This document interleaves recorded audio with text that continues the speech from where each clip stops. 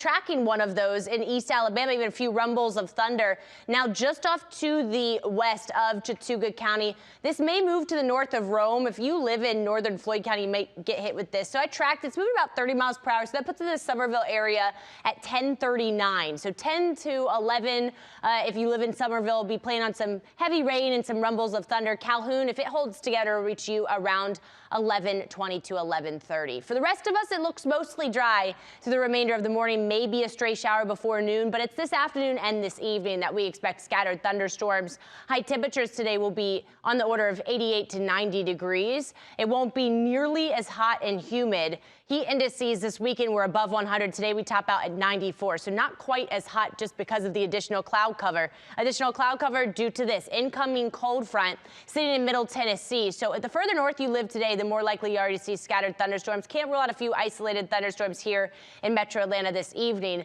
But then tonight that front moves into Georgia and it sits over us for your July 4th. What does that mean?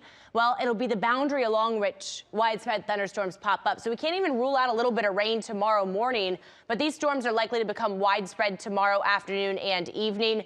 They may impact the fireworks tomorrow. So I would plan on a pretty stormy day tomorrow, but tonight looks good. Say you are home from work, glad you have off, you want to pitch a tent, get the kids outside. Few isolated showers before 9 p.m. and then it looks mostly dry overnight. Not too bad of a night. I'm not expecting the widespread severe weather that we saw yesterday, but tomorrow looks very similar to this weekend. Some of these storms could have damaging winds, maybe some small hail, and definitely lots of lightning and heavy rain. 89 degrees tomorrow, so again, not having to deal with the dangerous heat. But any of the storms that do pop up could have lightning, heavy rain, and a low risk for flooding and damaging winds. And this is, guys, a very similar pattern that we've been in, that we usually see the month of July. At the month of July, the jet stream, which is the winds that move our weather systems, that jet stream moves really far to the north, so it's located almost near Canada.